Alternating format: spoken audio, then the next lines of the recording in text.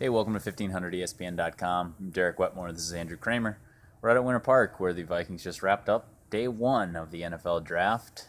Pretty exciting and active first round for the Vikings. Andrew, you were just talking to me off camera a bit about how this continues a trend for Rick Spielman and the Vikings. It really does, yeah. He took over full draft duties when he became general manager in 2012, and since then the Vikings have had multiple first-round picks each year, and that's not necessarily designed. They moved back in the first round every single year, and that happened again when after 11 o'clock tonight they moved back in and got Teddy Bridgewater, the 32nd overall pick, and swapped their second and fourth with Seattle.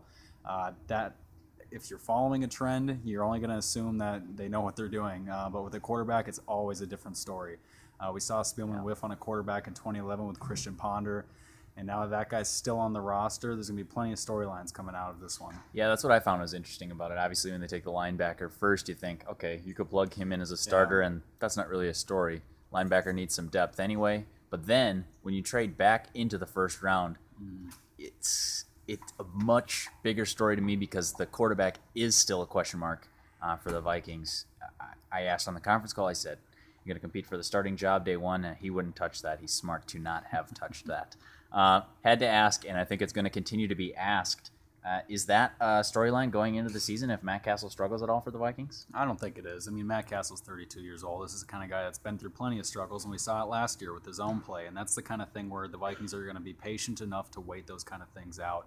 I don't see them necessarily pulling the tube on it and going to Christian Ponder. I don't see that happening. But don't get on a soapbox here for that, Andrew. No, but I do not think that they're going to all of a sudden have this controversy. Let's say if Castle loses the first few games, because they do have a tough schedule opening up. Right. They open up against an outdoor stadium, the New England Patriots, and a few other good passing teams. And so I don't think you want to throw Bridgewater to the Wolves like that right away. Sure. And I think the way Spielman talked about it, the way Zimmer talked about it tonight, I don't think they want to do that either. It might be a red shirt situation for Bridgewater, something like that.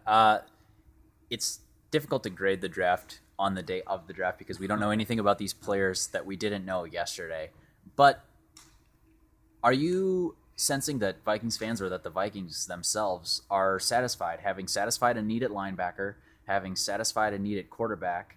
Now the big need still is going to be cornerback probably on day two, and there's going to be more depth issues. But addressing two needs in day one and being active on the trade front, do you think they're satisfied with that? Oh, I think they are, and I think the big thing is they came away with the quarterback that they wanted. Teddy Bridgewater said that he spent most time with the Vikings out of any team he possibly spent with, and with all the guys that they're practicing through and interviewing and all that, it takes a lot for a team to spend that much time with one guy. So they liked him, and that's the quarterback that they wanted. And I think knowing Houston was at 33 in the first pick of the second round, knowing that Houston wanted to go with a quarterback, I think they needed to jump back into that first round, or Teddy would have been gone to Houston. So. That's something that they definitely wanted to get done. And with Anthony Barr, Spielman talked about how they wanted to make sure they jumped back and they went from 8 to 9, and they didn't want to go back farther because they were actually afraid that Barr was going to get taken in one of the early 10, 11, 12 areas. So I think they are happy. I think they really wanted these guys, but we'll see if they pick the right guys. That's a great point because the other thing I wanted to touch on there, Spielman added that drafting a guy in the first round because of the way the CBA structures first-year or rookie contracts for first-rounders. Yep. You get that fifth-year option, similar to what they just declined for Christian Ponder, but now they have a long time to figure out if Teddy Bridgewater's their guy. We'll be following that very closely here in Minnesota. Check 1500ESPN.com for all the Vikings coverage. Andrew cranked out a ton of stories today. I know Judd's got some columns. We're bumping a video from Phil and Judd because there's some more timely news here, but appreciate you watching the video, and thanks for checking the website. For Andrew Kramer, Derek Wetmore.